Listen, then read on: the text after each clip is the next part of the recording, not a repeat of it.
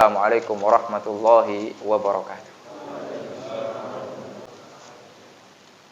Innal hamdalillah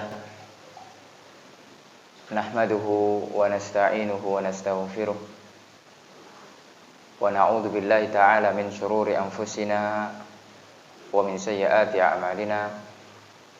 Man yahdihillahu fala mudilla lahu wa may yudlil fala hadiya lahu. Asyhadu an la ilaha illallah wahdahu la syarika lah wa asyhadu anna Muhammadan abduhu wa rasuluh. Qala Allahu rabbuna tabaraka wa ta'ala ya ayyuhalladzina amanu taqullaha haqqa tuqatih wa la tamutunna illa wa antum muslimun. Alhamdulillah, bersyukur kita kepada Allah rabbuna tabaraka wa ta'ala yang telah memberikan kepada kita kesempatan di pagi yang insyaallah yang diberkahi oleh Allah Subhanahu wa taala di langgar atau mushola atau masjid yang sama-sama kita cintai bersama. Setelah tadi kita mendengarkan kajian dari guru kita juga Ustaz Muhammad Nur Ihsan hafizahullah taala, kita melanjutkan lagi belajar. Yang akan kita bahas adalah bagaimana kita mengenal dosa-dosa yang akan disegerakan azabnya oleh Allah Subhanahu wa taala. Tentunya ketika kita membahas sebuah keburukan, dosa itu keburukan atau baik? Keburukan. Bukan untuk agar kita terjatuh ke dalam keburukan tersebut, akan tapi araftu syarra la lisyarri walakin litawaqqi. Ya, para penyair pernah mengatakan, aku mengenal keburukan bukan untuk melakukan keburukan, akan tapi agar aku terhindar dari keburukan itu. Ya, bagaimana dahulu Hudzaifah ibn al-Yaman, ya, yang dijuluki dengan apa julukan beliau?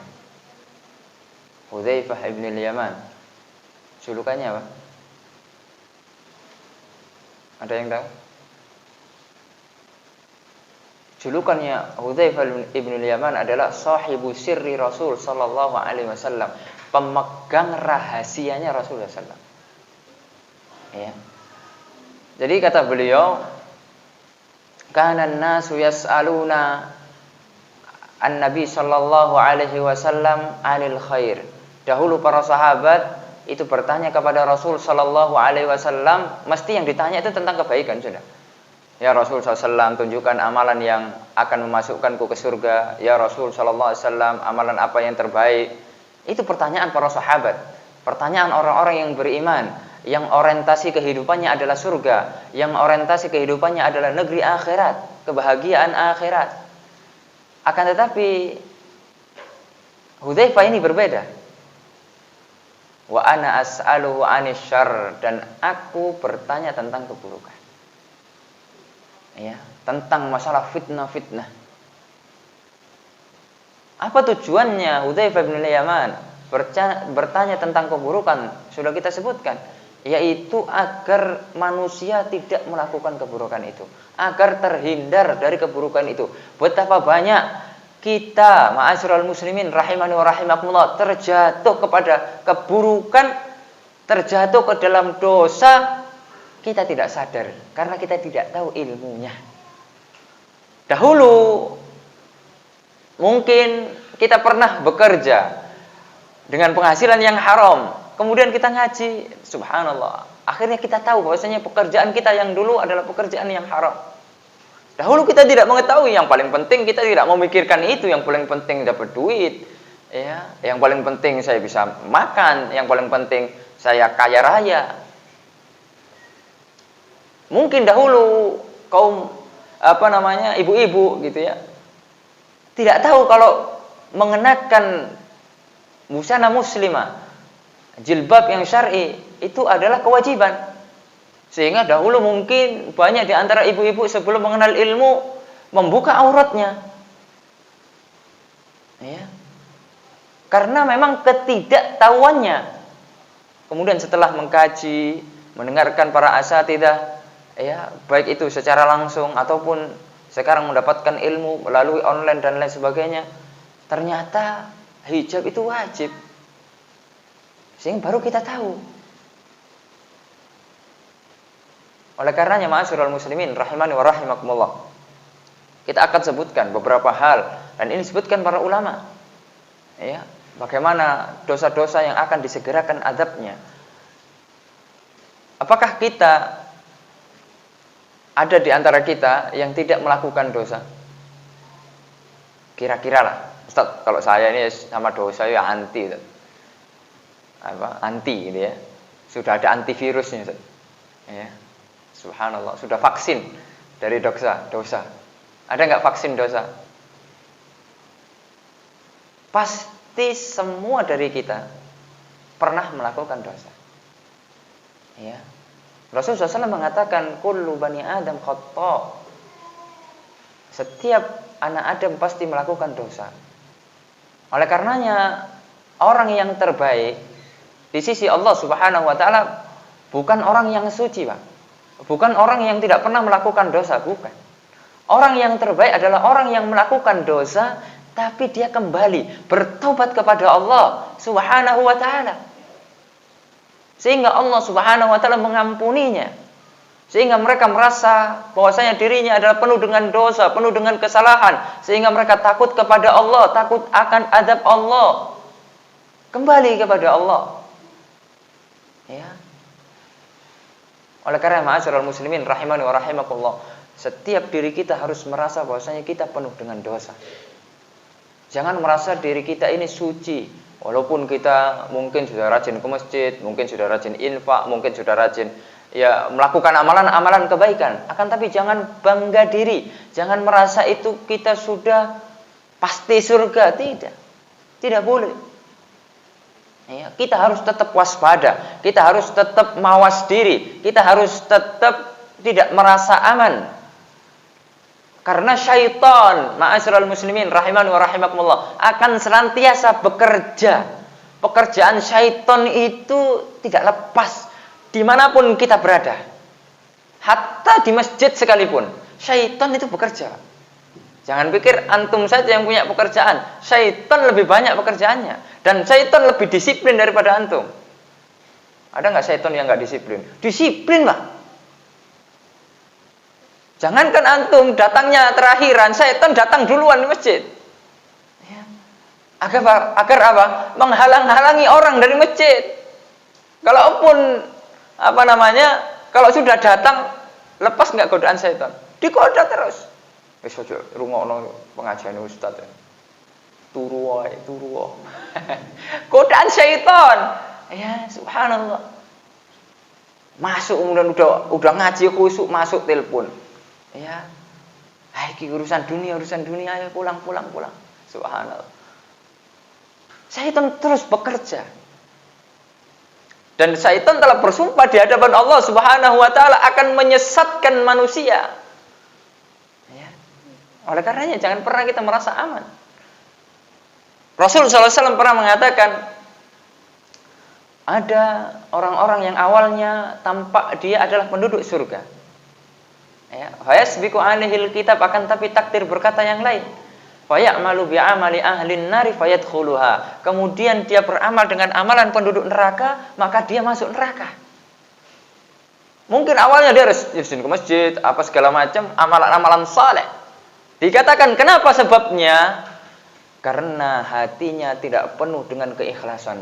Hatinya penuh dengan riya. Hatinya penuh dengan pengen disanjung, pengen dipuji dari beramal tersebut. Sehingga Allah tampakkan bahwa mereka tidak ikhlas. Karena Allah Subhanahu wa ta'ala. Ada di antara manusia orang-orang yang mungkin awalnya dia kelihatannya buruk, beramal dengan amalan penduduk neraka, akan tapi hatinya senantiasa pengen dekat dengan Allah, takut kepada Allah, dia segera bertobat kepada Allah. Fayamalu bi'amali ahlil jannah, kemudian dia beramal dengan amalan penduduk surga, maka dia memasuki surga Allah Subhanahu wa ta'ala. Mungkin sebagian dari kita sudah tahu kisahnya orang yang membunuh 99 orang. Itu kan luar biasa, Pak. Dosa membunuh itu besar nggak? Besar. Bahkan sebagian ulama di antara Ibnu Abbas, sahabat yang mulia, mengatakan dosa membunuh itu tidak ada tobatnya. Meskipun ini pendapat ini menyelisih Al-Quran. Ya, ini saking apa? Saking mentahdzirnya Ibnu Abbas. Saking geramnya besarnya dosanya orang-orang yang menumpahkan darah bi ghairi hak. Orang-orang yang menumpahkan darah seorang, apalagi seorang muslim tanpa hak, menumpahkan darah orang kafir saja yang ada perjanjian dengan muslim, itu tidak akan bisa orang tersebut mencium baunya surga. Man qatala mu'ahadan lam yarah raihatal jannah, kata Rasulullah SAW. Barang siapa yang membunuh kafir mu'ahad. Jadi kafir itu kan ada beberapa macam. Ada kafir harbi namanya. Kafir harbi itu yang memerangi Islam. Ya, memerangi Islam, Islam diperangi terus, baik secara fisiknya. Itu kafir harbi, membenci agama Islam. Ya, orang kafir semua benci agama Islam. Tapi ada yang menampakkan kebenciannya. Ada orang kafir namanya dhimmi, mu'ahad. Ya, mereka itu adalah orang-orang yang tinggal di negeri muslim atau yang negeri yang mayoritasnya muslim, tapi mereka memiliki perjanjian. Tidak boleh menyerang, tidak boleh mengganggu, ya, hidup rukun.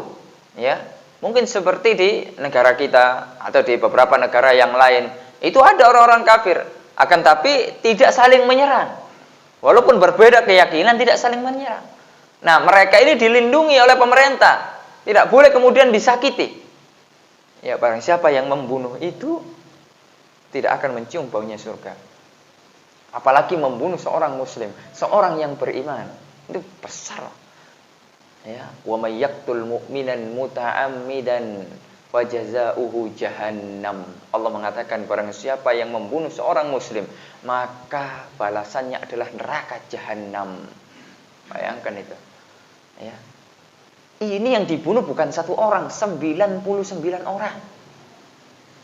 Subhanallah, banyak sekali. Akan tapi hatinya merasa takut kepada Allah, hatinya ingin kembali kepada Allah, hatinya ingin bertaubat kepada Allah. Oleh karenanya ma'asyiral muslimin, di antara yang kemudian tujuan syaitan menggoda anak Adam adalah kita dibuat berputus asa dari rahmat Allah.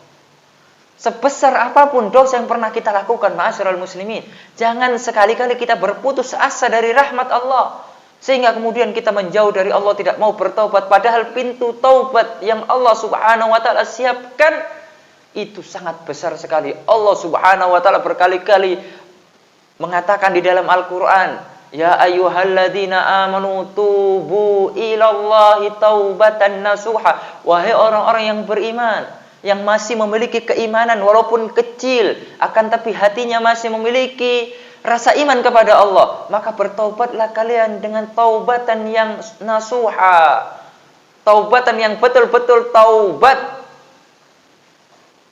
Ma'asyiral muslimin rahimani wa rahimakumullah. Lalu kemudian singkat cerita, orang tersebut bertanya kepada orang yang dikatakan na'alim, ya, padahal bukan na'alim, karena beda antara abid dengan alim. Ya, kalau abid belum tentu alim. Ya, kalau alim insyaallah abid. Ya. Syekh Shalih Al-Fauzan hafizahullah taala wa ra'ahu. Sekarang beliau usianya sudah 92 tahun. Ulama besar di Saudi Arabia. Ya. Baqiyatus salaf. Ya, ini seleting dengan Syekh Abdul Aziz bin Baz, Syekh Muhammad Shalih Al-Utsaimin, Syekh Nasiruddin Al-Albani, Syekh Muqbil Al-Wadi'i. Ini satu angkatan. Ya, akan tapi beliau dipanjangkan umurnya oleh Allah Subhanahu wa taala. Ya, beliau adalah alim minal ulama, ulama besar. Ya. Yang sudah memiliki otoritas untuk berfatwa.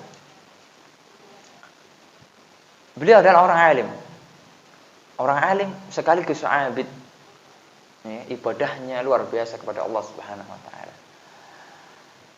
Minimal 1 pekan sekali beliau khatam Al-Qur'an. Di tengah kesibukannya menjawab pertanyaan-pertanyaan. Saya pernah pergi ke kantor beliau. Perjalanan 12 jam dari kota Madinah ke kota Riyadh, ibu kota Arab Saudi. Jadi kantornya beliau itu di Riyadh. Ya, qadarallahu wa masyafa'al. Sudah pengen ketemu, ternyata beliau ada uzur. Ya. Saya datang, beliau pergi. Ya. Padahal cita-cita ingin ketemu. Gitu. Melihat orang alim saja itu kita sudah senang, Pak. Ya, sudah senang banget. Apalagi sekelasnya Syekh Shalih Al-Fauzan, subhanallah. yang kitab-kitabnya kita kaji, yang kitab-kitabnya kita baca. Ya, banyak sekali kitab-kitabnya. Ya, dengan bahasa yang sangat mudah. Itu yang kemudian anak pengen tunjukkan, bahwasanya seorang yang alim, ya banyak dari mereka abid. Alim, abid. Contoh yang lain, Syekh Abdul Muhsin Al-Abbad. Ini yang masih hidup ya, yang kita saksikan. Ulama Saudi. Syekh Abdul Muhsin Al-Abbad usianya sekitar sama, hampir sama dengan Syekh Shalal Fauzan, 90 ke atas. Ini bapaknya siapa? Bapaknya siapa? Syekh Abdul Muhsin. Syekh Abdul Razak yang sering ke Indonesia tuh ya, ngisi rutin di Roja. Ya, kalau antum sering lihat Roja TV, ya, ada namanya Syekh Abdul Razak. Ya, itu gurunya Ustaz Firanda. Ada lagi bapaknya masih hidup. Syekh Abdul Razak itu sudah tua, Pak. Ya, bapaknya lebih tua. Ya. Syekh Abdul Razak itu 62 tahun sekitarnya sekarang usianya. Ya, walaupun usia wajahnya kelihatan muda tuh. Ya. Coba bandingkan dengan antum. Waduh. Kok masih muda, Syekh? Ya. Apa rahasianya? Saya pernah ngasih rahasianya. Kenapa kok saya bisa awet muda katanya? Saya suka olahraga. Ya, jalan, macul katanya. Apa? Beliau punya kebun kurma, gede, luas. Ya, jadi suka beliau berkebun. Ya, jalan-jalan di kebunnya itu. Ya, meluangkan satu hari untuk itu. Ya, selain beliau sibuk menulis, sibuk membaca, ya hari-hari sibuk dengan ilmu. Nah, beliau punya bapak yang usianya sepuh, Pak. Ya, sholat berjamaah di shaf pertama terus, usia 93 tahun. Syekh Abdul Muhsin Al-Abbad hafizahullah taala. Bayangkan, Pak. Oh, kita Pak si enom, si kuat, ya. Masbuk. Ya. Minal masbukin, ya. Masbuk terus. Sekali-kali mungkin oke lah. Tiap hari. Subhanallah. Alasannya apa? Waduh, Ustaz, klien Bu, Ustaz. Banyak alasannya, subhanallah. Abid, lihat. Shaf pertama terus, Pak. Ya, subhanallah. Masyarul muslimin rahiman wa rahimakumullah. Itu yang saya contoh, yang masih hidup, yang real, yang saya lihat gitu ya. Yang kemudian disaksikan juga oleh para ulama yang lain. Ya. Akan tapi kalau orang yang abid ahli ibadah belum tentu dia berilmu.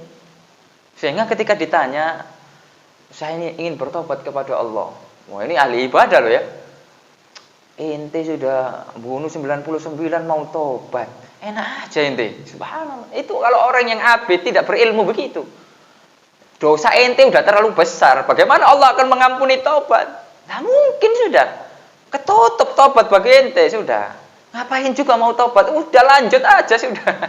Subhanallah. Jawaban orang-orang yang abid ini seperti ini. Tidak berilmu. Menutup pintu tobat yang mana Allah masih buka lebar pintu tobat itu. Sehingga namanya orang, Pak, ini mantan penjahat loh. Ya. Mungkin kalau di zaman kita tatune awak lah. Ya, penuh tato gitu ya. Ya, istilahnya saya mau tobat kok enggak boleh. Maksudnya kok sudah tutup gitu loh. Akhirnya sudah lah. Ya. Dia sudah 99 karena nanggung sikat pisan sudah dibunuh dia. Dah 100, Pak. Tapi hatinya ini masih takut kepada Allah, dia itu melakukan hal itu dengan penuh rasa takut kepada Allah. Masih pengen dia taubat kepada Allah Subhanahu wa taala. Tidak tenang rasanya ketika dia melakukan kemujriman, melakukan dosa besar yaitu membunuh, itu tidak tenang dia. Oleh karena ya kalau kita melakukan dosa, hati kita itu sudah gelisah, Pak. Itu tanda keimanan kita, Pak. Ya. Kalau kita melakukan dosa tapi hati kita mantap, ayem, adem, wah itu bahaya. Bisa jadi hati kita sudah mati. Kalau kita ketinggalan sholat jamaah, kita agak gelisah, Pak. Waduh, ya Allah, getun. Ya, ketiduran, wajar. Biasanya kita ngantuk dan sebagainya. Subuh ini telat. Tapi kalau bentino ya benar-benar, Pak. Maksudnya sekali-kali gitu loh. Ya Allah, kok telat, Rek. Ya, sudah komat, maksudnya sudah selesai ini sholat. Getun dia, menyesal ya. Ya Allah, semoga nanti besok enggak telat lagi. Ya, itu adalah tanda keimanan dia. Kalau kita sudah seperti itu, ya telat tapi hatinya adem, ayem, tentrem. Waduh. Besok kena dibaleni mana ini? Ya, tentrem, malah pengen telat lagi, subhanallah. Malah kemudian enggak merasa bahasanya Itu adalah kewajiban. Sudah wajib lagi, cukup di rumah. Itu hati kita rusak, hati kita mati. Bahaya itu. Ya, sampai akhirnya dia terus ditunjukkan kepada ahli ilmu beneran. Nah, ini ahli ilmu yang beneran, para ulama. Kemudian dikatakan ketika beliau mau taubat, ya sudah. Allah Subhanahu wa taala At-Tawwab, Maha menerima taubat. Rahmat Allah sangat luas. Ya, jangankan dosa membunuh yang itu memang dosa besar, dosa kesyirikan saja itu akan diampuni oleh Allah Subhanahu wa taala jika belum mati. Ya, karena kalau sudah mati tidak akan diampuni oleh Allah Subhanahu wa taala, mati di atas kesyirikan. Allah mengatakan innallaha la yaghfiru ayyushraka bihi wa yaghfiru ma duna dzalika liman yasha. Allah akan mengampuni dosa syirik, tidak akan mengampuni dosa syirik dan mengampuni dosa selain syirik. Ya, itu kalau mati di atas kesyirikan. Tapi kalau belum mati masih ada kesempatan bertaubat. Taubat itu, Pak, tidak akan diterima ketika terjadi dua hal. Ketika matahari sudah terbit dari barat, ya sudah tutup pintu taubat itu. Yaitu ketika sudah mau kiamat. Kemudian ketika nyawa kita di kerongkongan, Pak. Ya, sudah di sini mau taubat, tidak bisa. Seperti kisahnya siapa? Fir'aun. Fir'aun mau tenggelam itu dia taubat itu, Pak. Tapi nyawanya sudah di sini, sudah tidak bisa. Ya. Oleh karena ma'asyiral muslimin rahimani wa rahimakumullah, akhirnya beliau bertobat kepada Allah, kemudian disarankan jangan kembali ke kampungmu. Ya, ini menunjukkan bahwasanya bi'ah lingkungan itu sangat mempengaruhi akhlak kita, sangat mempengaruhi perangai kita. Ya, kalau kamu kembali ke kampungmu bisa jadi potensi untuk melakukan dosa lagi, bisa jadi untuk mengulangi dosa lagi itu sangat besar. Antum harus hijrah ke kampung yang di sana banyak orang-orang saleh. Mungkin di sana ada komunitas yang senantiasa mengkaji ilmu dan lain sebagainya, sehingga kamu akan terjaga di sana. Akhirnya dia berangkat, Pak. Berangkat, qadarallahu masyafa'al, belum sampai mati. Ya, akhirnya diperebutkan oleh malaikat rahmat dan malaikat adab. Ya, sampai kemudian ada malaikat penengah, diukur jauh mana ke tempat dia yang baik atau ke tempat dia yang dahulu yang buruk. Ternyata lebih dekat dengan tempat dia yang baik sampai dia dimasukkan oleh Allah Subhanahu wa taala ke dalam surga ini. Lihat, awalnya dia melakukan amalan penduduk neraka, akan tapi dia bertaubat kepada Allah Azza wa Jalla. Ya. Ada sebagian sahabat yang mana mereka meninggal belum pernah sujud kepada Allah walaupun satu kali. Tapi matinya syahid di jalan Allah, masuk surga Allah Subhanahu wa taala. Ada kisahnya orang yang bertobat kepada Allah, masuk ke dalam agama Islam, belum pernah sholat, ketika itu belum waktunya sholat. Ada panggilan jihad fi sabilillah, berjihad. Kita ketahui amalan jihad ini puncaknya Islam itu kan jihad. Ya, sehingga para sahabat itu kalau sudah jihad nunggu-nunggu, Pak. Ya. Kesempatan untuk mati syahid. Ya.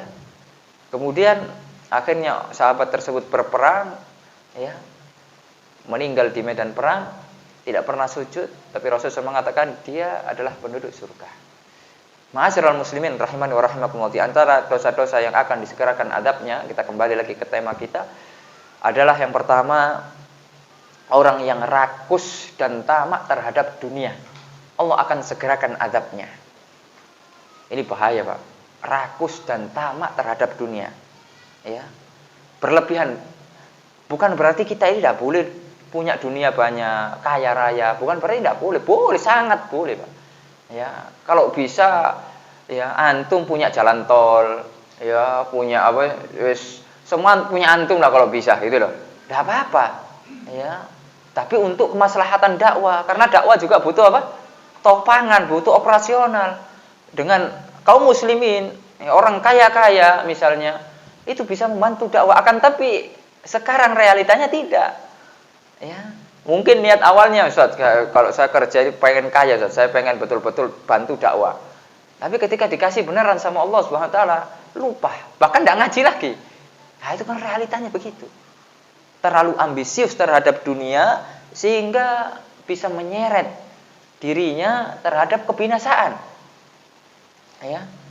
Oleh karenanya Allah Subhanahu wa taala akan balas orang-orang yang seperti ini, disegerakan di dunia. Yang pertama balasannya adalah Allah akan mencerai-beraikan urusannya.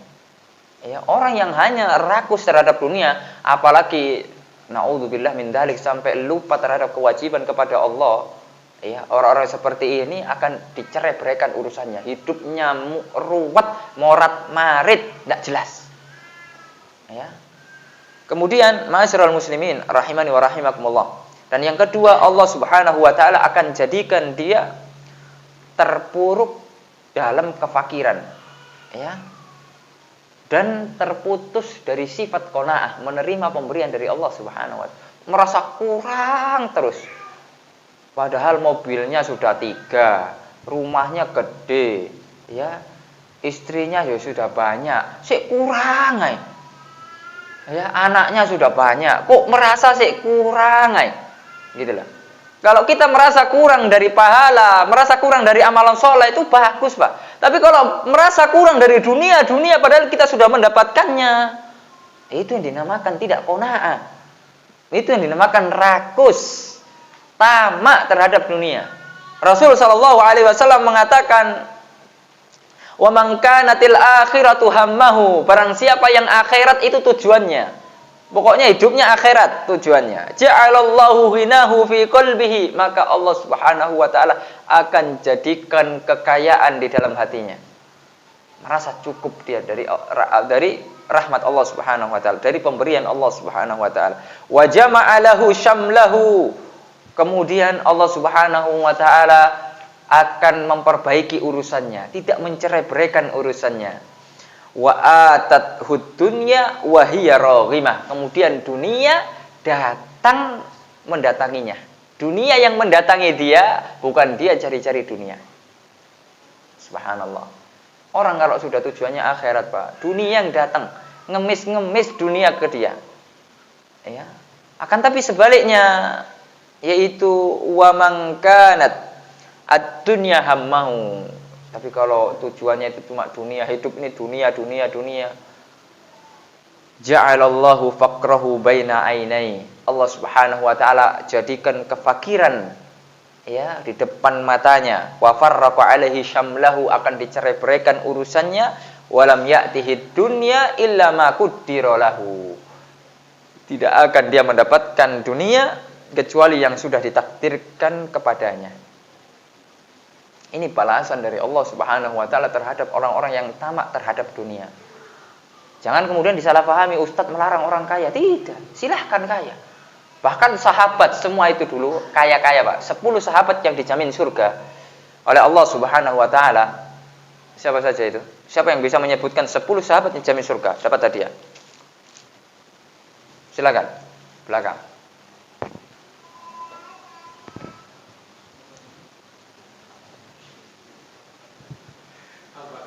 Abu Bakar Siddiq, betul. Umar bin Khattab, betul. Utsman bin Affan, Ali bin Abi Thalib, Abdurrahman bin Auf,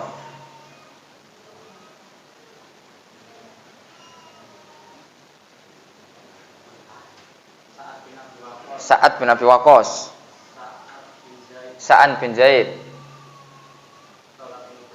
Talha bin Ubaidillah,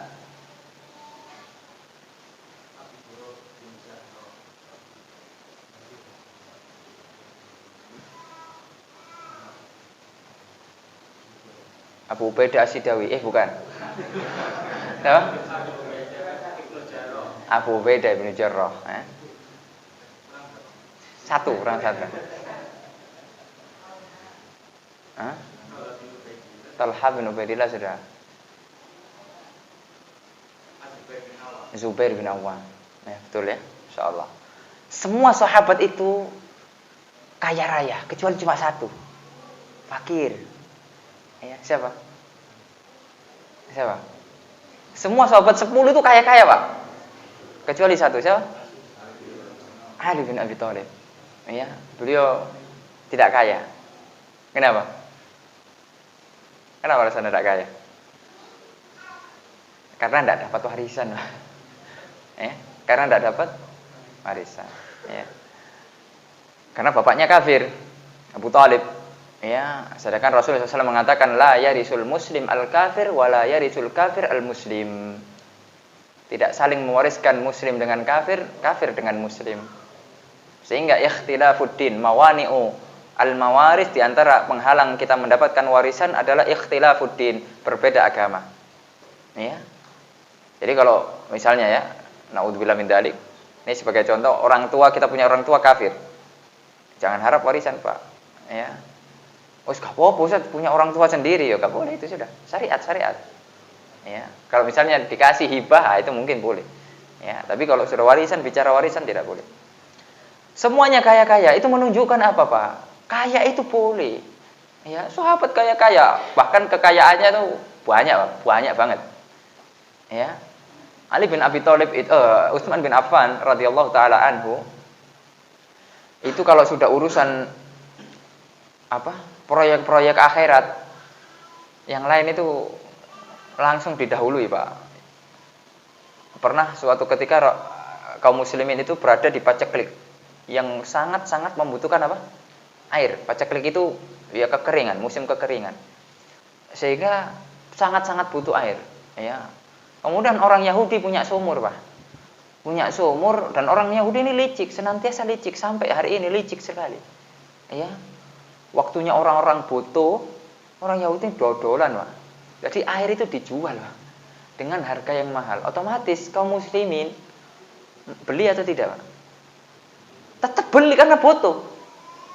Ya, karena butuh. Kalau tidak, ya tidak bisa melangsungkan kehidupannya. Karena kita hidup butuh air enggak? Butuh air. Ya.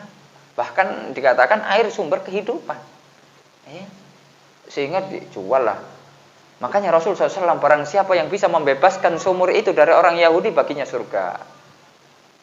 Ya, kalau kita dapat seperti itu, Pak, mau nggak kita langsung bebas? Cepet-cepetan gitu. Waduh, mikir sih, toleh. Ya. Padahal uang ada gitu lah. Kalau kita, karena keimanan kita kan tidak kuat itu, tidak besar. Kalau sudah ada proyek surga, waduh, toleh sih. Ya, mulai dikeluarkan di kesaknya. Ada duit 10.000 dikasih. Subhanallah. Ya, kemudian kita pengen masuk surga, jauh, Pak. Ya.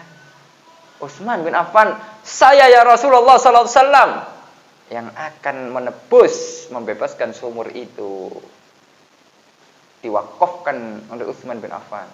Ya, tentunya melalui nego-nego dan sebagainya, akhirnya orang Yahudi tidak langsung memberikan, ya. Orang Yahudi tidak langsung memberikan sumur itu, masih agak licik dia. Ya udah, dijual 1 minggu itu saya setengah, kamu setengah gitu. Ketika jatahnya Utsman digratiskan, wakaf untuk kaum muslimin. Ya, siapapun boleh ngambil, hatta orang kafir pun boleh ngambil, silahkan. Ya. Akhirnya ya ketika itu waktunya Utsman, jatahnya Utsman ya, yang setengah pekan itu rame, orang-orang berbondong-bondong, ya, memenuhi galon-galon mereka, memenuhi ya, botol lah istilahnya, ya, memenuhi ya tempat-tempat air mereka, sehingga ketika jatahnya orang kafir dan itu berbayar, otomatis sepi. Ya, sekaya apapun kita, Pak, kalau gratisan senang nggak? Senang, Pak. Ya, buktinya Masya Allah. Ya, kalau di masjid sudah ada pengumuman gratis makan bareng, wah itu kan rame masjidnya.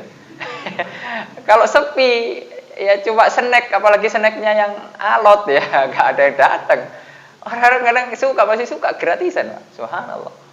Ya, akhirnya Yahudi putus asa sudah. Kalau kayak gini bangkrut saya. Udah, Utsman ambil kabeh. Ya, semua buat kamu.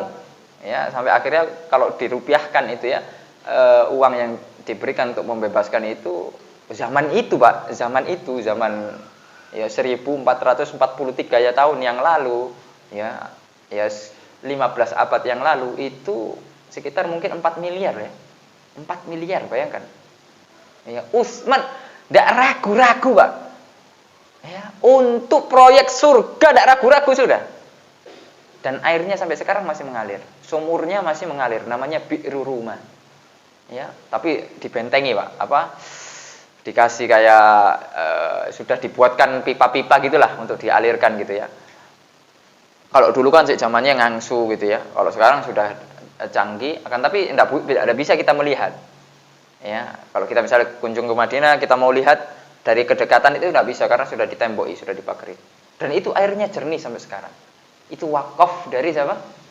Utsman. Belum lagi wakaf-wakaf yang lain, belum lagi beliau bisa membiayai peperangan-peperangan. Ya, karena perang butuh dana nggak? Butuh dana, Pak. Perang butuh dana operasional, ada logistik, ya, kendaraan dan lain sebagainya. Butuh dana. Ya, oleh karenanya, ya, kita juga butuh orang-orang yang diberikan kelebihan harta, ya, untuk kemudian membantu dakwah, untuk menopang dakwah. Ya. Terbukti sahabat-sahabat itu kaya raya. Belum lagi Abdurrahman bin Auf, ya, belum lagi Sa'ad bin Abi Waqqas, ya. Sa'ad bin Abi Waqqas itu punya istana, Pak.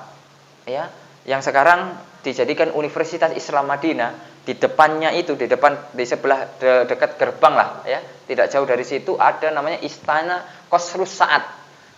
Istana Sa'ad bin Abi Waqqas. Kira-kira kalau punya istana itu wong sugih atau wong melarat, Pak? Orang kaya atau orang miskin? Punya istana loh. Oh, gede, Pak, istananya, Pak. Ya. Orang kaya, Pak. Sa'ad bin Abi Waqqas. Belum lagi yang lainnya. Tolha, belum lagi subhanallah. Abu Ubaidah bin Jarrah. Rata-rata mereka orang-orang kaya yang dilebihkan oleh Allah Subhanahu wa taala hartanya. Kalau Abu Bakar jangan ditanya, kalau sudah masalah infak, makanya semua sahabat tidak bisa mengalahkan Abu Bakar karena semua hartanya diberikan untuk Islam. Ya. Subhanallah, ma'asyiral muslimin rahimani wa rahimah. Itu potret dari sahabat kita yang mulia. Oleh karenanya, enggak usahlah kita mengidolakan orang-orang kaya yang sekarang ada draftnya itu ya. Kaya nomor 1 dunia sekarang fulan. Kaya yang di Indonesia itu yang satu fulan. Ternyata rata-rata kafir. Ya, percuma, Pak. Orang-orang sukses itu adalah orang-orang yang beriman kepada Allah. Kalau kafir, walaupun sekaya apapun, kalau tempatnya di neraka, tidak ada gunanya kekayaan itu. Tidak bisa menebus sedikit pun azab dari Allah Subhanahu wa taala. Walaupun dia memiliki kekayaan sebesar bumi emas. Allah mengatakan innal ladzina kafaru. Sesungguhnya orang-orang yang kafir wa matu wa hum kuffar, mati dalam keadaan kafir. Ya, fala yuqbala min ahadihim, tidak akan diterima dari mereka, ya, mil'ul ardi dzahaban, 1 bumi emas. Kira-kira sekaya apapun orang, ada enggak? Orang paling kaya di dunia punya emas 1 bumi. Ini mustahil, Pak, tidak akan mungkin. Tapi Allah Subhanahu wa taala katakan itu dalam Al-Qur'an. Kalaupun ada, gitu loh. Pasti tidak ada, Allah tahu pasti tidak ada. Tapi kalaupun ada, walawif tadabi, tidak akan bisa menebus, ya, azab Allah Subhanahu wa taala yang mereka akan diazab di neraka jahanam selama-lamanya. Tidak akan bisa. Oleh karena syarat untuk menjadi orang sukses harus beriman kepada Allah Subhanahu wa taala. Ya, jadi kembali lagi ma'asyiral muslimin rahimani wa rahimakumullah. Ya, rakus tamak terhadap dunia ini tidak baik. Ya, berlebih-lebihan ambisius sehingga melupakan kewajiban-kewajiban Allah Subhanahu wa taala. Di Saudi itu, Pak, di Saudi orang Saudi itu rata-rata ya, malas-malas, Pak.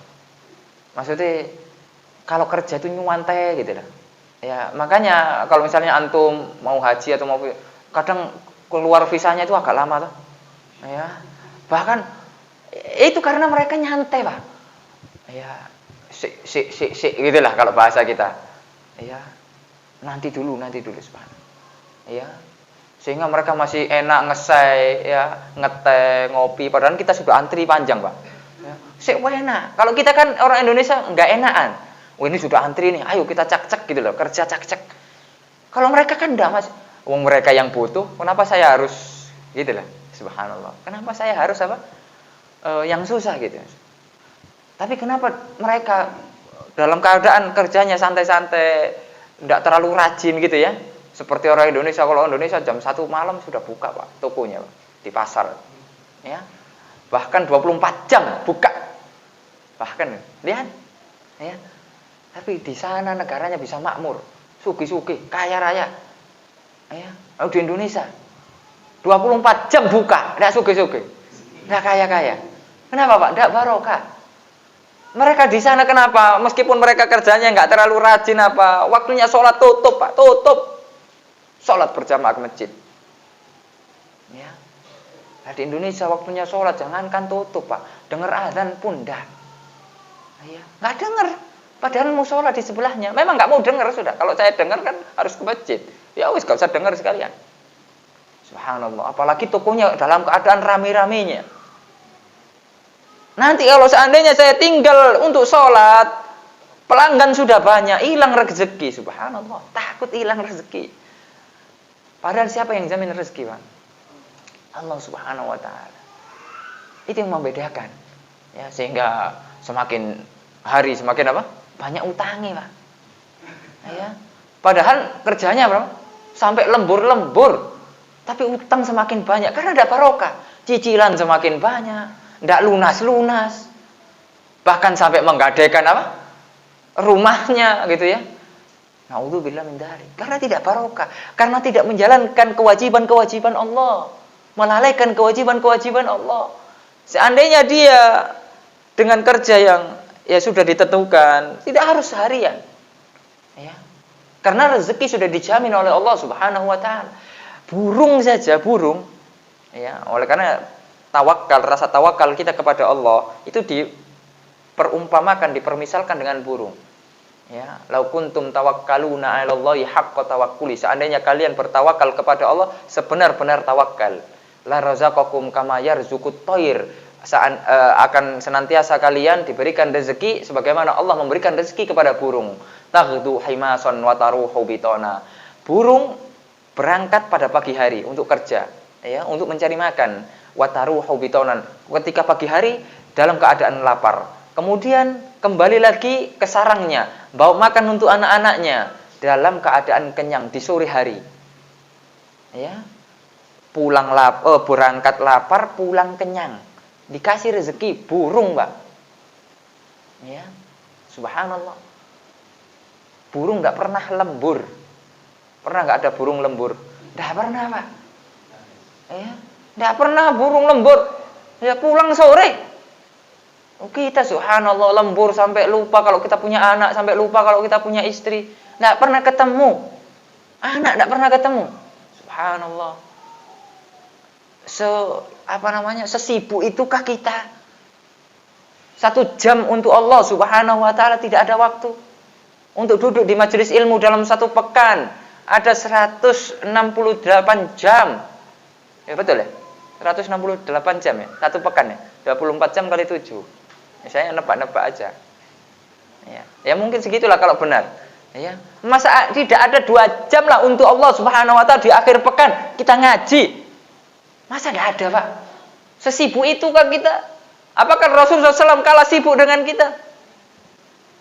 Apakah para sahabat kalah sibuk dengan kita? Yang mana mereka berjihad di jalan Allah? Yang mana Rasulullah SAW merupakan panglima perang, pemimpin negara?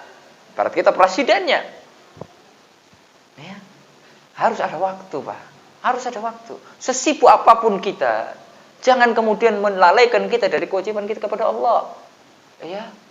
Sebagaimana tadi dibahas oleh Ustazuna Muhammad Nur Ihsan, itu harus muhasabah. Ya, kewajiban-kewajiban apa yang kemudian kita lalaikan, hak-hak apa yang belum kita tunaikan, itu harus kita muhasabah. Itu yang penting. Ya.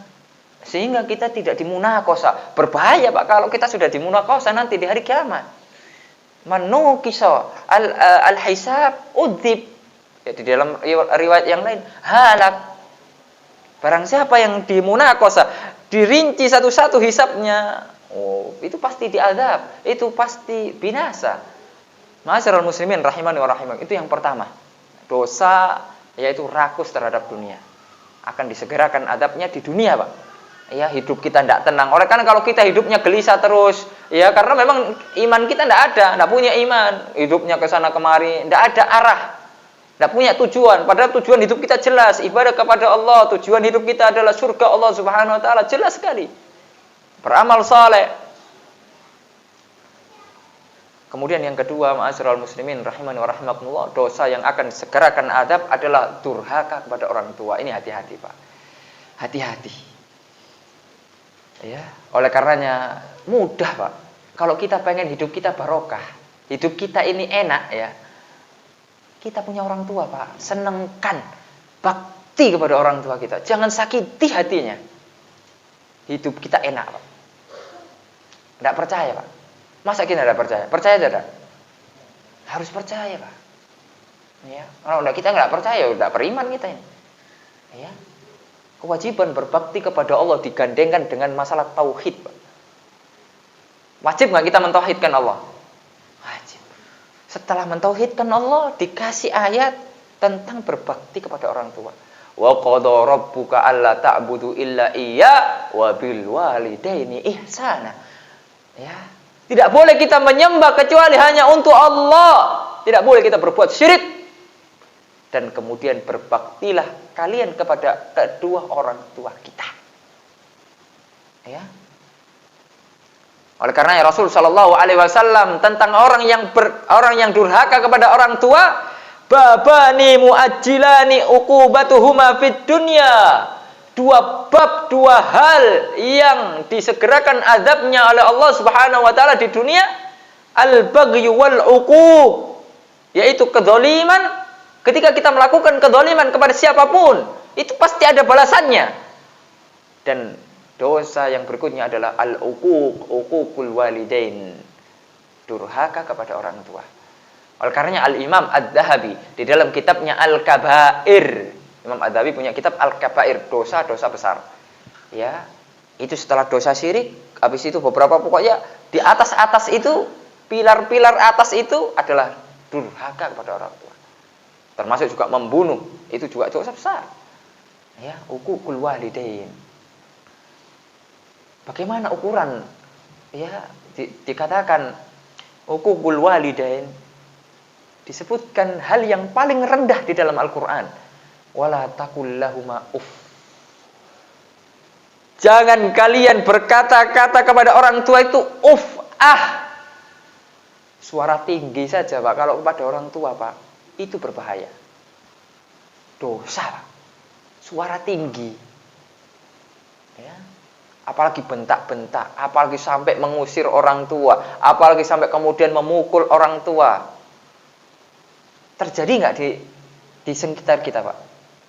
Pernah nggak kita lihat orang durhaka pada orang tua? Pernah nggak? Ya, mungkin itu terjadi di keluarga kita. Ada saudara kita yang durhaka. Ya, ketika dibilangin bantah, ketika dikasih tahu malah apa? Marah-marah. Pokoknya, subhanallah, orang tuanya tidak ada harganya di hadapannya. Padahal yang melahirkan dia adalah orang tuanya. Maka jangan kemudian kita merasa kok saya diadab oleh Allah. Itu balasannya. Maka segera kita untuk bertobat kepada Allah Pak.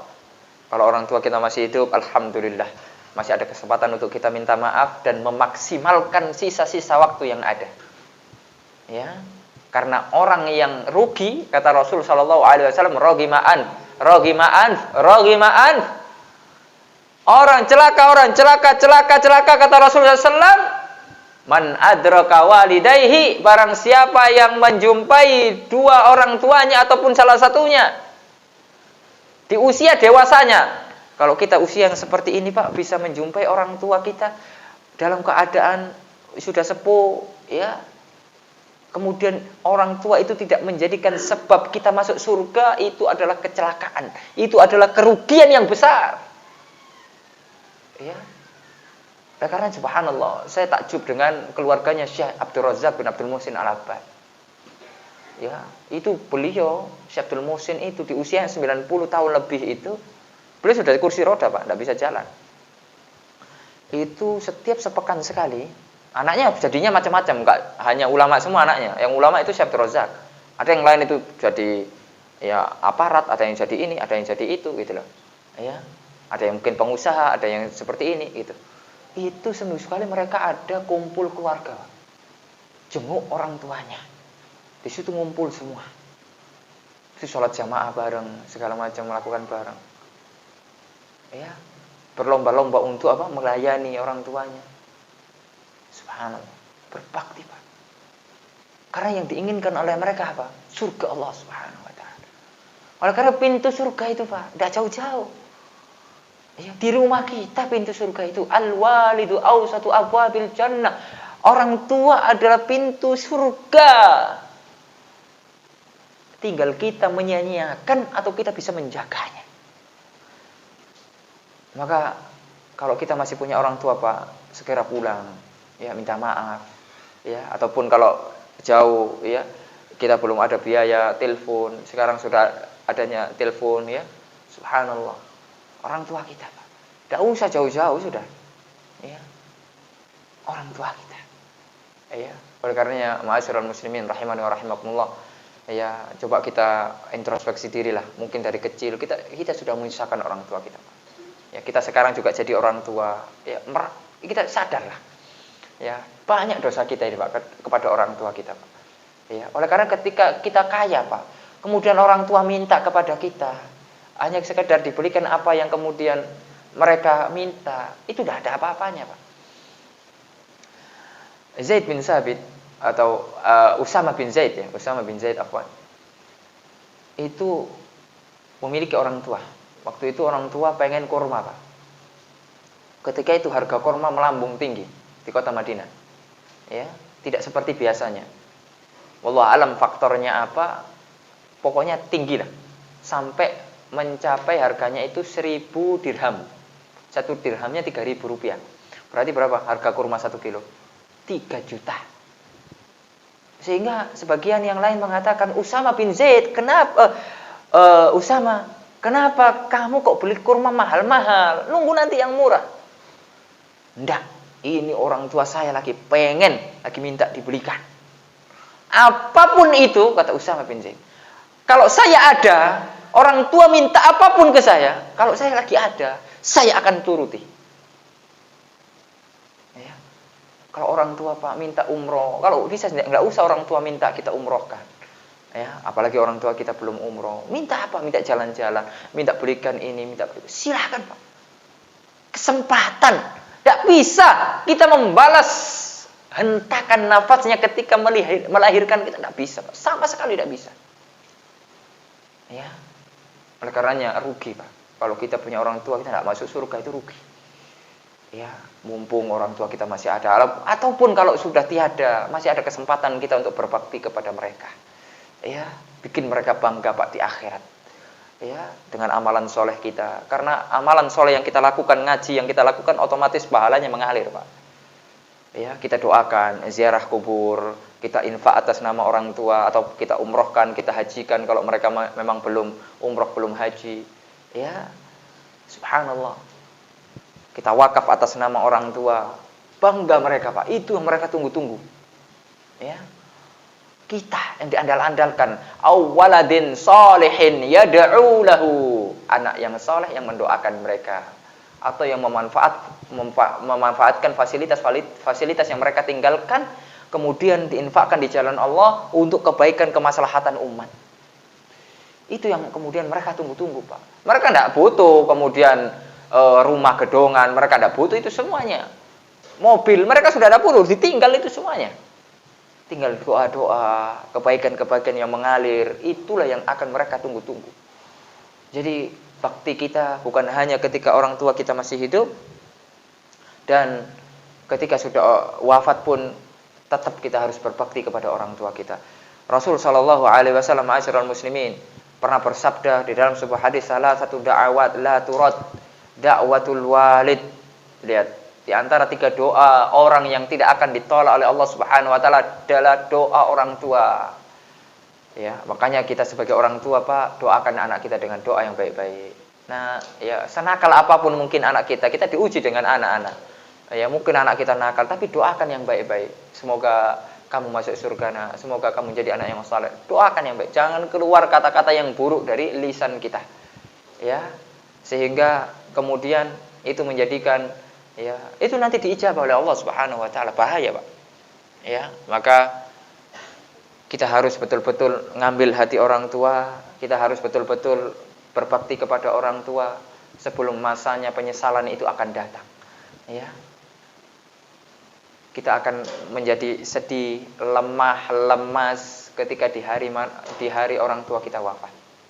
Baik itu bapak maupun ibu kita. Sebesar apapun kita, mungkin kita sudah besar, sudah punya anak, punya cucu, tapi ketika orang tua kita wafat, ya kita anak-anak yang soleh itu pasti lemes, Pak. Kenapa? Bukan apa-apa, Pak, karena pintu surga kita sudah tiada. Yang biasanya kita bisa menciumnya, yang biasanya kita bisa mencium tangannya, mencium keningnya, itu semua mereka sudah tiada. Sedih, Pak. Ya. Akan tapi tetaplah doa-doa kita yang mereka tunggu. Ma'asyiral muslimin rahimani wa rahimakumullah. Kemudian di antara dosa yang berikutnya yang disegerakan azabnya oleh Allah Subhanahu wa taala adalah meninggalkan dakwah, meninggalkan amar ma'ruf nahi mungkar. Kalau di suatu kampung, di suatu komplek, di suatu perumahan tersebar kemaksiatan. Ya, tersebar kemaksiatan, tidak ada yang mengingatkan itu maksiat, itu kemungkaran. RT-nya diem, orang-orang yang punya kekuasaan diem, lurahnya diem, RW-nya diem, semuanya diem. Padahal kemaksiatan betul-betul nyata, perzinahan di komplek itu, bahkan ada lagi penyimpangan seksual yang lain, LGBT, ya. Kemudian banyaklah kemungkaran-kemungkaran yang besar yang mengundang adab Allah Subhanahu wa taala, sedangkan kita tidak mau untuk mengingkarinya. Ya, karena mungkin sungkan, padahal itu wajib bagi kita untuk saling mengingkari, ya, ketika kita melihat keburukan.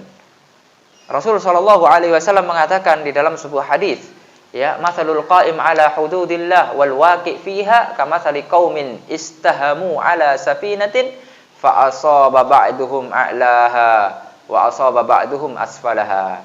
Perumpamaan orang yang melaksanakan amar ma'ruf nahi mungkar, yaitu berdakwah di jalan Allah Subhanahu wa taala, dan orang-orang yang tidak melakukan amar ma'ruf nahi mungkar, ibarat suatu kaum yang naik sebuah kapal, ya, kemudian sebagian ada yang di atas dan sebagian yang lain ada di bawah. Ya. Kemudian fakana alladhi fi asfaliha idza istaqau minal ma' famarru ala man fawqahum adauhum. Ya. Kemudian orang yang berada di bawah apabila ingin mengambil air, maka mereka melewati orang-orang yang ada di atas dan otomatis mereka mengganggunya. Ya. Faqalu law anna kharaqna fi nasibina kharqan fastaqaina minhu. Ya. Kemudian orang-orang yang ada di bawah berkata, seandainya kita lubangi. Seandainya kita lubangi saja sehingga orang yang di bawah tidak usah naik ke atas. Kita lubangi saja perahu itu, niscaya kita bisa mengambil air dengan mudah. Ya. Orang-orang yang di bawah begitu bilangnya. Ya. Jadi tidak usah ngapain naik-naik. Kita kan sudah di bawah. Sedangkan air itu kan di bawah. Ya, kita sudah dekat dengan air. Kita lubangi saja perahunya itu. Ya, sehingga kita bisa mengambil air dengan mudah. Kemudian fastaqaina minhu walam nu'dzi man fawqana. Kemudian kita bisa mengambil air, kita bisa minum, yang paling penting kita tidak mengganggu orang-orang yang di atas.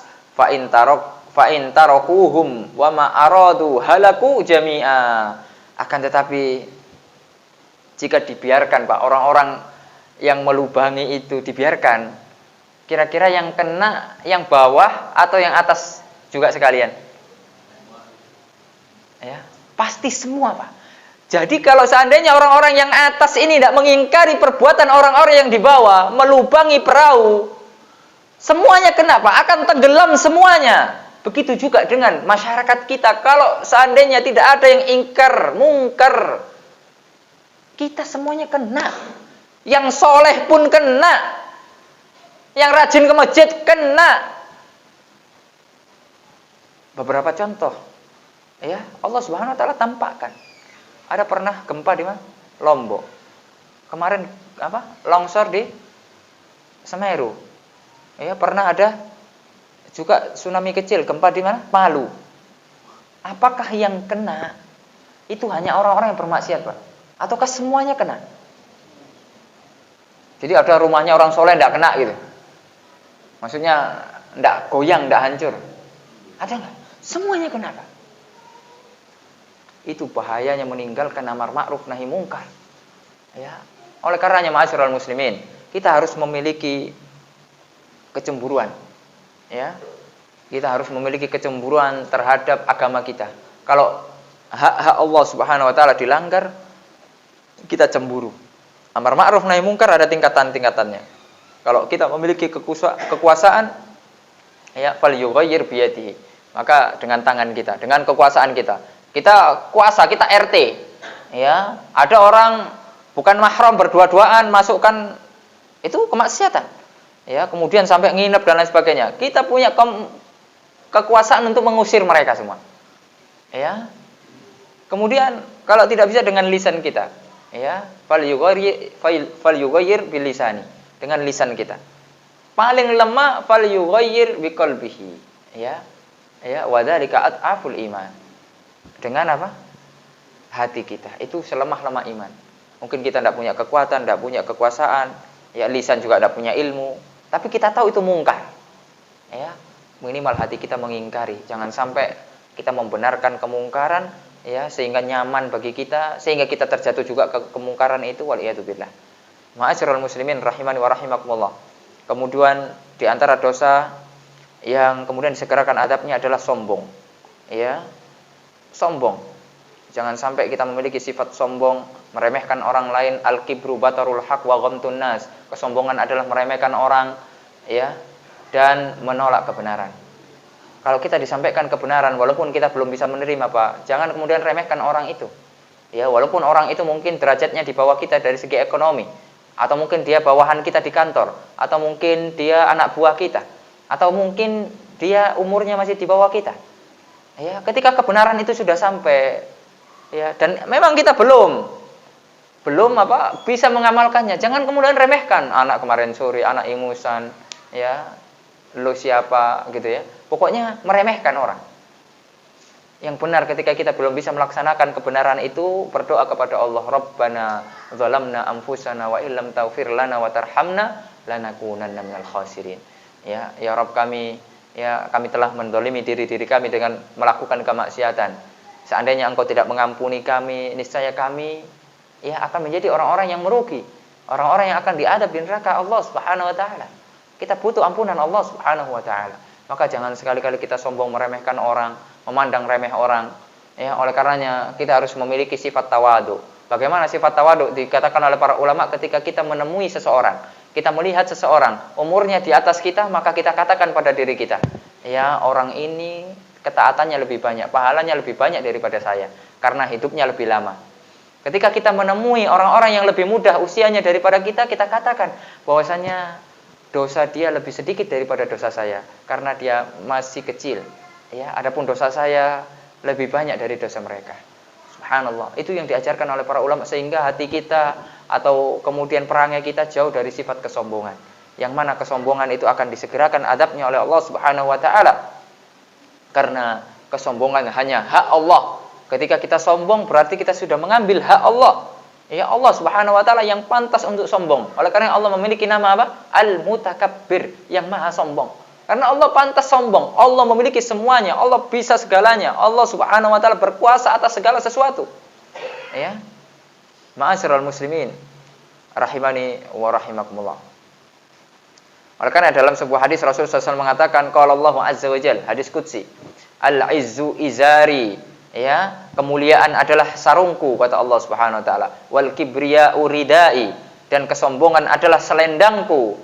Faman yunazi'uni fi wahidin minhuma, siapa yang kemudian mengambil itu semuanya, mengambil kemuliaan, mengambil kesombongan itu, ya, disifatkan pada manusia, pada dirinya, ya, faqad adzabtuhu, maka aku akan mengazabnya dengan segera. Ya, subhanallah. Jadi jangan heran ketika kita pernah sombong dulu, ya, kemudian tiba-tiba, ya, kita mendapatkan balasan dari Allah. Karena roda berputar, Pak. Kehidupan ini roda berputar. Ya. Wa tilkal ayyamu nudawiluha bainan nas. Ketika itu roda itu diputar, ya, di antara manusia. Mungkin dulu kita di bawah, bisa jadi kita naik ke atas. Bisa jadi turun lagi ke bawah. Begitulah roda kehidupan. Maka tidak ada yang pantas kita sombongkan. Kemudian ma'asyiral muslimin rahimani wa rahimakumullah, ya, insyaallah yang terakhir, ya, masih banyak sebenarnya, akan tapi ya kita cukupkan saja. Yang akan segerakan adabnya oleh Allah Subhanahu wa taala adalah dosa riba. Ya. Kita kalau pernah berbisnis dengan riba, Pak, ya, akan bangkrut di dunia sebelum di akhirat. Ya, mungkin sebagian kita sudah merasakan lah. Dulu mungkin memulai bisnisnya ngambil di bank dan sebagainya. Ya, itu tidak akan langgeng, Pak. Ya, mungkin kita sukses 10 tahun, habis itu roboh serupuh-rupuhnya. Bangkrut, krut. Ya. Allah Subhanahu wa taala segerakan azabnya orang-orang yang berani-berani dengan riba. Bahkan Allah mengancam perang. Bahkan kalau kita perang dengan Allah, siapa yang kalah, Pak? Ya pasti kita. Ya. Kalau kita tidak segera meninggalkan riba, padahal kita sudah tahu, maka hati-hati, Pak. Ya. Allah Subhanahu wa taala akan menyegerakan azabnya dan ini nyata. Ya, mungkin kita pernah mengalami lah. Ya, atau orang tua kita dahulu mungkin bisnisnya dengan riba bangkrut, ya. Tapi disitulah Allah Subhanahu wa taala menunjukkan hikmahnya agar kita bertobat kepada Allah, memulainya dari nol, memulainya lagi dari tanpa riba dan lain sebagainya. Ya, itu harus kemudian kita syukuri. Ya, terkadang keburukan yang menurut kita itu buruk gitu ya, tapi itu ada hikmahnya yang harus kita ambil. Ya, yang mana hikmah-hikmah tersebut bisa mendekatkan kita kepada Allah Subhanahu wa taala. Rasul SAW bersabda, "Ma ahadun aktsara minar riba illa kana akibahu amrihi ila qillatin." Rasul SAW mengatakan dalam riwayat Ibnu Majah, tidaklah seseorang itu membiasakan riba, ya, bermuamalah dengan riba kecuali Allah akan membalasnya dengan kekurangan. Pasti bangkrut, Pak. Di dunia. Ya, nanti akhirat kalau tidak tobat pasti bangkrut juga. Tapi di dunia dia bangkrut dulu. Ya, lihat saja. Ya, kalaupun tidak di dunia, di akhirat pasti. Ya, Ustaz, ada yang di dunia dia riba tapi tidak bangkrut sampai mati. Ya, itu namanya istidraj. Ya, istidraj nanti ketika mati di kuburan langsung dikebloki, Pak. Ya, langsung diazab oleh Allah Subhanahu wa taala. Wal iyadu billah. Ya, oleh karena subhanallah, ini adalah dosa-dosa yang kemudian akan disegerakan azabnya oleh Allah Subhanahu wa taala. Ya, mungkin masih banyak yang lain, ya, di antaranya ya hutang yang niat tidak bayar, ya, kemudian memutuskan silaturahmi, ya, kemudian membongkar aib, itu semuanya akan disegerakan azabnya. Itu semuanya, ya, dan yang lainnya. Ya, semoga Allah Subhanahu wa taala melindungi kita dari dosa-dosa yang besar tersebut. Semoga Allah Subhanahu wa taala menjaga kita dan keluarga kita sehingga ya kita jauh dari dosa-dosa besar. Semoga Allah Subhanahu wa taala ya menjadikan kita ahlu surga sehingga sebelum kita masuk surga sudah diampuni dosa-dosa kita oleh Allah Subhanahu wa taala. Wassallallahu ala nabiyyina Muhammad wa ala alihi wasallam. Subhanakallahumma wa bihamdika asyhadu an la ilaha illa anta astaghfiruka wa atubu ilaik. Wassalamualaikum warahmatullahi wabarakatuh.